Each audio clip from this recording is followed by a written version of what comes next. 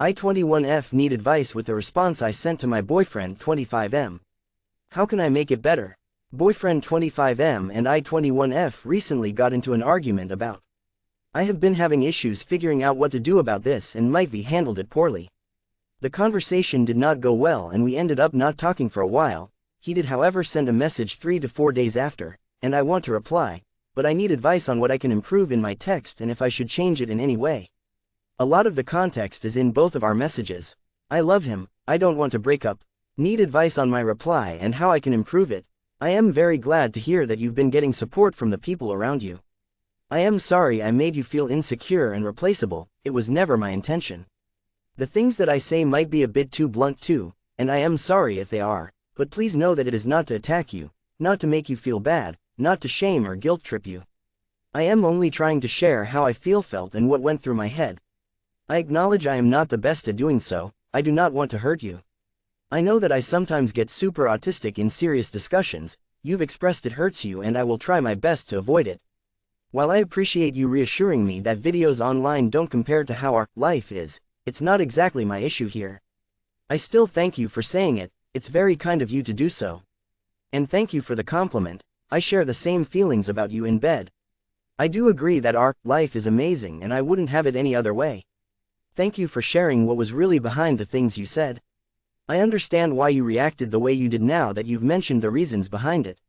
I do however think that we recall things differently and I will share my perspective on the matter shortly, but I want to firstly say that even though we might remember it differently, what matters more is how it made you feel at the time and I apologize for that. I want you to know that it was not my intention to present any ultimatums, to make you feel boxed in, ashamed, or to disrespect any of your boundaries. I really want to emphasize that these are only my recollections, I am not saying that it is truth and the only truth. In our first talk, I remember trying my best to avoid asking you to stop, but I might be misremembering, I didn't want to force you or demand anything of you. The closest thing I remember I said was why can't you stop? When you said something along the lines of it means nothing does NT compare.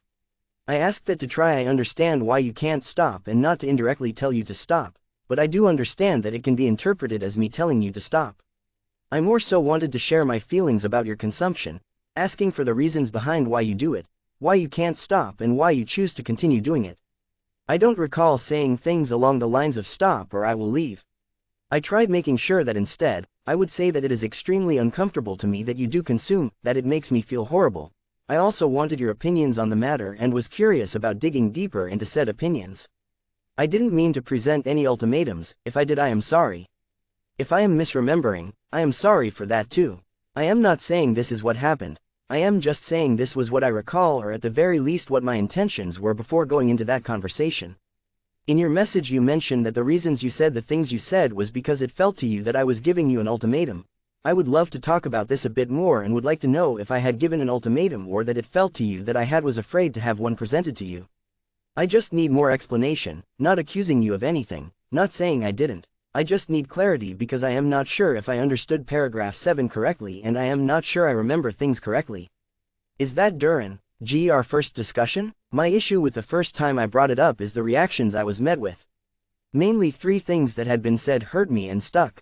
1. At some point you had accused me of trying to control you and the media you consume. I acknowledge that you already apologized for that. The reason for bringing this up again is for explanation, not for an apology or to make you feel bad. I felt that it was extremely unfair at the time because I tried really hard making sure I didn't ask you to stop, and I was more so sharing how I feel about the matter and asking you questions to better understand the reason why you consume it. 2. Something along the lines of every guy does it, it's normal. I tried conveying as much as I could, although maybe not well enough, that I wasn't attacking you for doing it, I wasn't calling you not normal or bad for doing so. It was more so that I am uncomfortable with my partner consuming, and I am also not okay with, in general. I was not trying to make you feel bad for watching it. You saying that made it seem like me sharing my feelings about, were taken as an attack. I did not mean to attack you. I was trying to be vulnerable and explain my feelings. I didn't feel understood or that what I was saying was being listened to, but rather it made me feel like I was on the offense, which I truly did not mean to. It also felt like it was said to defend watching, and by doing so, indirectly saying that you will not be stopping, which is fine if you don't. I didn't feel heard. It also felt like sharing my thoughts and feelings about, is not welcomed and that my opinions are wrong. 3. You said that all my ex-partners and anyone who says they don't watch is lying. That made me feel stupid for being gullible and believing my past partners, and it indirectly implied that you will not stop, and if you do tell me that you stopped, you would be lying to me. These are the main reasons for saying and doing what I did on our last phone call, 3 especially. The reason why I felt and said that there is no solution is because you said implied that whoever says they don't consume is lying. This in my mind translates to I won't stop. If I do say I will stop, I am lying. While I love you dearly, and I don't want to end things, a partner's consumption unfortunately is not something I can live with. It's not personal at all and does not reflect how I feel about you. It is a deal breaker for me for several reasons. I know I've already mentioned this in the call, but I feel the need to say it again. I wish I had figured out that it was one of my deal breakers earlier on and not almost a year down the line. I am sorry I wasn't able to recognize that, and that is my bad. Massive deal breakers such as this one are things that absolutely need to be discussed in the start of the relationship. I sadly did not figure it out until later on, and I gave you the reasons as to why. In my world, it's never been an issue or a topic that needed discussion. It seemed to me that the normal course would be that when you do get into a relationship, consumption stops. Not because of a request, but more so that there is no longer any need for it. It is on me for believing that everyone I will meet will share the same feelings about it, and I am sorry. With that being said, the reason why I didn't see a solution and said that we are incompatible was because it's not something I can live with. It's a deal breaker telling me that you will not stop and also saying that people who say they don't consume it are lying. I want to emphasize that, personally, I don't see the usage of the word incompatible as an attack or an indirect way of saying that the person is bad.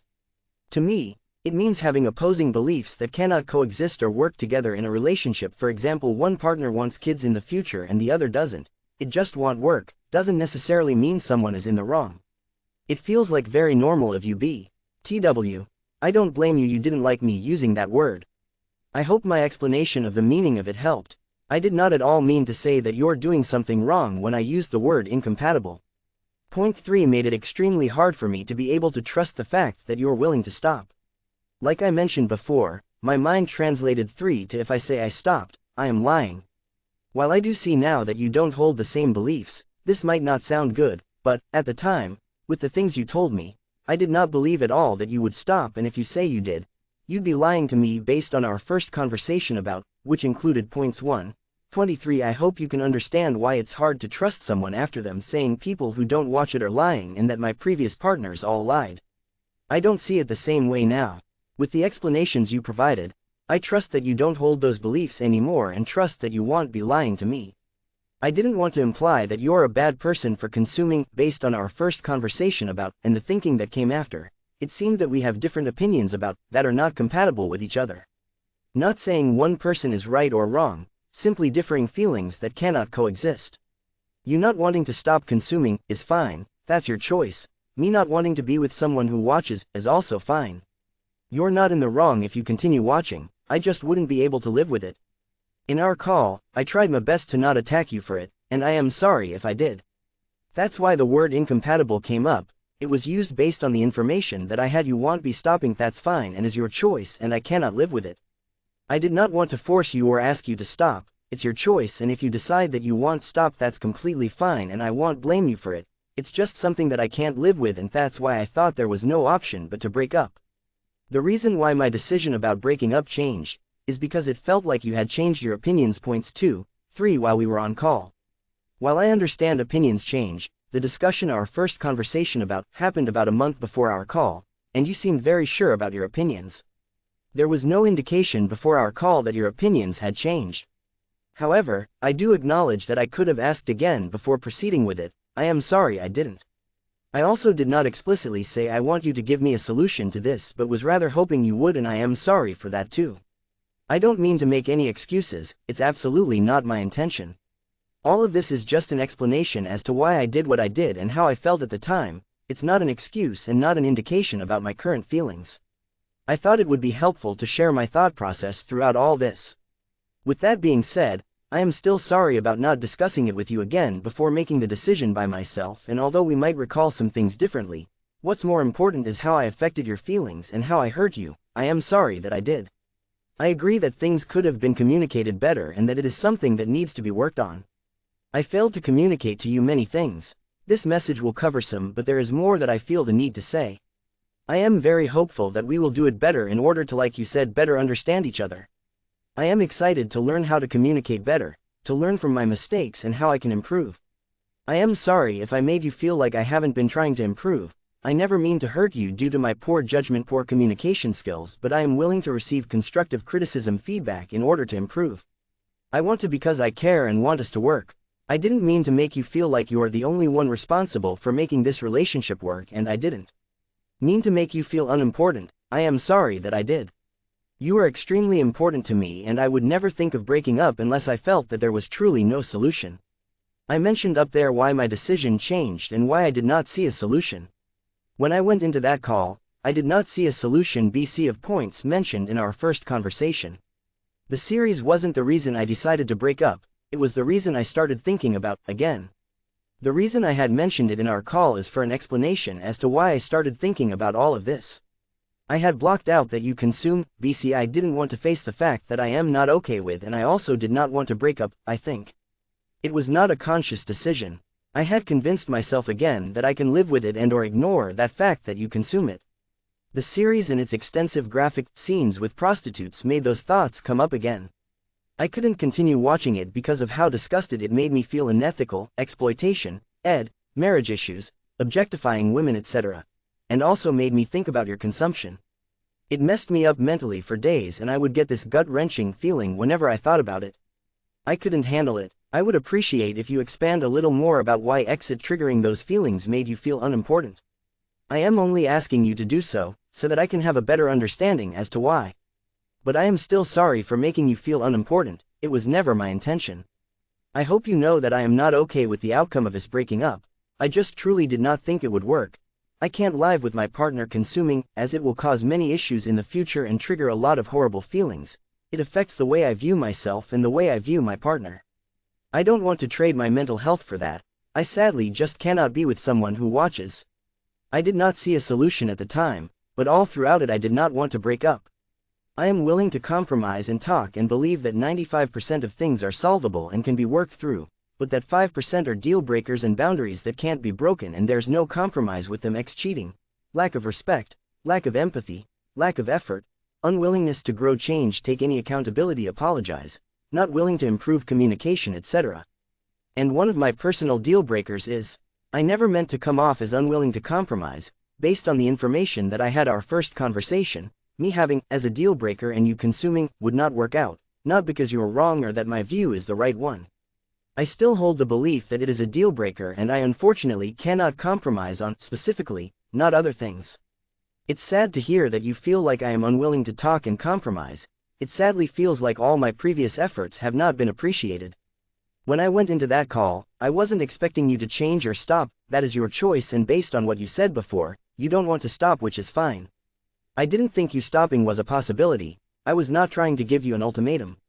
I respected your choice and wasn't asking you to stop. I am pretty sure I didn't, but if I did, I apologize. I was trying to explain that it was a deal breaker and that it won't work because it is not something I can compromise on. I do not expect you to be okay with me presenting ultimatums. It's incredibly horrible. I don't expect you to be okay when I hurt you. I don't expect you to allow me to cross your boundaries. Before that call I was doing extensive research and asking around to find the best way to go about this. I did not want to present an ultimatum, and I was trying to be cautious about doing so. I read somewhere that an ultimatum would be along the lines of stop watching or I'll break up with you, but a boundary would be I am not comfortable with my partner watching, therefore I am ending the relationship. I was trying my best to do the latter. It was not my intention to present an ultimatum and would love to talk about it a bit more with you. In our first conversation in person I don't recall mentioning breaking up at all.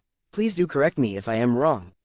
It doesn't matter what my intention was, it hurt you anyway, and I am sorry about that. I did not mean to disrespect any boundaries. I agree that if one loves the other more, it won't work. You're right. I am sorry that I hurt you and that you are unsure about your role in the relationship and made you feel unloved. I hope this clears up things a bit more. I understand why you feel that way. I didn't mean to hurt you. I don't see you as the sole responsible one here, and I don't love you any less than you do. I have not lost feelings, and I do not want to break up. I still love you very dearly and want to be with you. I had actually felt it was the opposite way around, and that is something I should have communicated with you before. I didn't, and that's my fault. I will leave that conversation for a later day. I do also want to give us another try, but I feel there is so much that needs to be discussed and I would love to do so. I understand that you need time and this has been very hard on you, and I feel you, but I don't know if I'm comfortable with us being in this unsure state until you finish your exam. Time will be needed until things go back to being normal. I know it will take me time and I am sure you feel the same, but I would appreciate discussing the possibility of getting back into normal-ish talking with the promise to discuss things further later on. There are things that I feel need to be discussed relatively soon. 3 weeks of uncertainty and possibly not talking about what happened or what will happen does not sound appealing to me. I also don't wish for us to not talk until then. I would be lying if I said I am okay with that. I would love if you would clarify that point a bit more and maybe we can talk about reaching a compromise on that. Please let me know if that's possible. I am hoping I simply misunderstood this point. Let me know how you feel about all of this and if you are still willing to give us another chance. I understand if not, but even then, we have to discuss a couple things. I personally would love to. I am also extremely grateful about all the time we've spent together. It made me a better person, made me learn a lot more, helped me understand myself and the world a lot better, and most importantly made me feel loved, cared for and important. I had someone to rely on and to share my chaotic personality with. It also makes me very happy to see how far we've come, what we were able to achieve. It gave me the chance to dive deep into who you are and how lovable and amazing you are. I will be forever grateful. You've impacted me in so many amazing ways and I thank you for that. I hope you know how special you are and how lucky people are to have met you. You're capable of doing great things and will go so far in life. Please forgive me for any mistakes made in this text. I also do know that I could have written things a bit differently better, but I couldn't hold myself back and decided to reply tonight. It's currently 6:30 and this has taken quite a while to type out and think through, and I know it's not the best and I am sorry, but I still feel the need to send it. This might bite me in the later, but it feels like I need to send this now. I have tried putting a lot of thought in all of it, but I know I am in the best functioning state. If anything does come off mean offensive, I want to kindly ask you to give me the benefit of the doubt and know that I don't mean to be. In summary, I love you, I am sorry and would love to give us another chance. TLDR, I love this man and don't want to break up, but argument and need help with my response.